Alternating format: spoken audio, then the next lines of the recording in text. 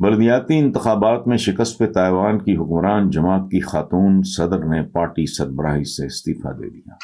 اندازہ لگاؤ، ایک تو تائیوان، اوپر سے خاتون ہے۔ اس طرح کی رتی برابر کو گریس ہمارے کسی سیاستدان میں شودے چھچورے ہر قیمت پہ اقتدار کے ساتھ چپکے رہنا۔ حالانکہ یہ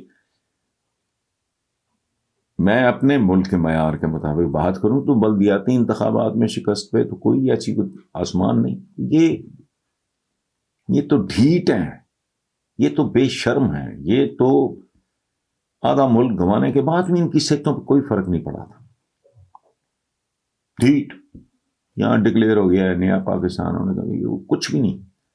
یہ ایک باوقار قوم، ایک باعزت باوقار، ایک گریسفل لوگوں کے رویے ہیں۔ میں نہیں جانتا ہے کون تائیوان۔ اچھا، Taiwan is one of those countries جو میں نے کبھی دیکھا بھی نہیں۔ اس میں لیکن دکھ ہوتا ہے کہ جو گھٹیا پن، جو اونچا پن، وہ ہماری سیاست کا جزو اعظم ہے، اسم اعظم ہے۔ اور ایک بات ذہن میں رکھیں، یہ ہر باضمیر پاکستانی کی زبان پر ہے یہ سوال۔ دوسری بات، آپ نے محسن صاحب پوچھا کہ یہ علمی ہے؟ نہیں، یہ پورا ملک ایک علمیے میں تبدیل ہو چکا ہے، اور یہی اس کی وجہ ہے۔ یہاں انصاف کا تو لفظ ہی نہیں بولنا چاہیے، شرم آتی ہے۔ السلام علیکم ویورز، آج کا پہلا منتخب سوال ہے کہ ایک اسرائیلی اخبار نے اپنی خبروں میں دعویٰ کیا ہے کہ عمران خان پہ قاتلانہ حملہ اس وجہ سے ہوا کہ وہ بہت زیادہ اسرائیل نواز تھے۔ اس حوالے سے آپ کیا کہیں گے؟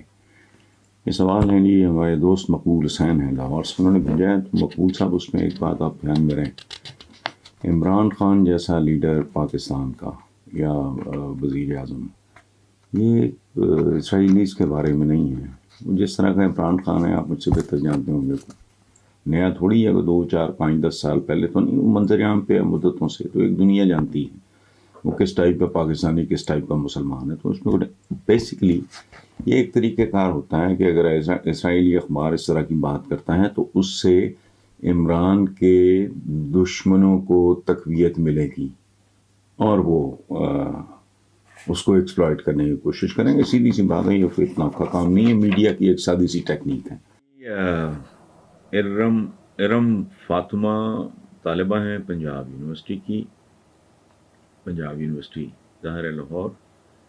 وہ کہتی ہیں جی کچھ ہفتے قبل ایک ویڈیو میں آپ نے زمرد خان کی بے حد تعریف کی تھی اور انہیں رول ماڈل قرار دیا تھا۔ آپ کو بتاتی چلوں کہ 2 روز قبل قومی اسمبلی کی ڈائمنڈ جبلی کے موقع پہ ہونے والے خصوصی اجلاس میں ملک بھر سے منتخب اسکولوں کے بچوں نے شرکت کی۔ اس اجلاس میں زمرد خان کے ادارے پاکستان سویٹ ہوم کے بچے بھی شامل تھے۔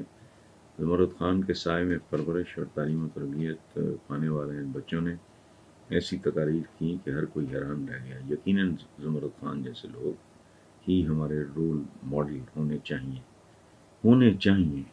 یہ ارم بیٹا، اس میں کوئی شک نہیں ہے۔ ہم جس طرح کے فراڈیوں اور ٹھگوں کے پیچھے، ہماری سوسائٹی کو ایسے زمرد خانوں اور ایندھیوں کی ضرورت ہے۔ ان کاموں کی آڑ میں بہت سارے فراڈیے بھی ہیں، لیکن بہرحال ہمارے جنرل لوگ بولتی ہے، خوشبو تو ظاہر ہے، بدبو اور خوشبو یہ تو چھپ نہیں سکتی۔ میں نے اگر پہلے زمرد خان صاحب کو، اور میں نے اس وقت نہیں آپ کہا تھا، میں اب بھی کہہ رہا ہوں، میری ان سے زندگی میں ملاقات تو دور کی بات ہے، میں نے ان کو دور سے دیکھا بھی نہیں۔ وہ کوئی اسکینڈل کو گاڑی واڑی پتہ نہیں کسی نے، مجھے وہ بھی ٹھیک سے یاد نہیں، اس میں میں نے ان کو ٹی وی پہ دیکھا تھا، اور وہ بھی کوئی اس میں کوئی میرا خیال کلوز اپ وغیرہ نہیں تھا۔ لیکن اتنے لوگوں سے میں اتنی تعریفیں سن چکا ہوں کہ میں بغیر دیکھے ہی ایک بندے کا مداح ہو گیا ہوں۔ بیسیکلی عاشق مزاج آدمی ہوں، اور عاشق مزاجی کا مراد وہ نہیں ہے جو نارملی سمجھا جاتا ہے۔ میں خوبصورتی کا، اچھائی کا، نیکی کا، بھلائی کا عاشق ہوں۔ بالکل ہمارے رول ماڈل ایسے ہی لوگ ہونے چاہیے۔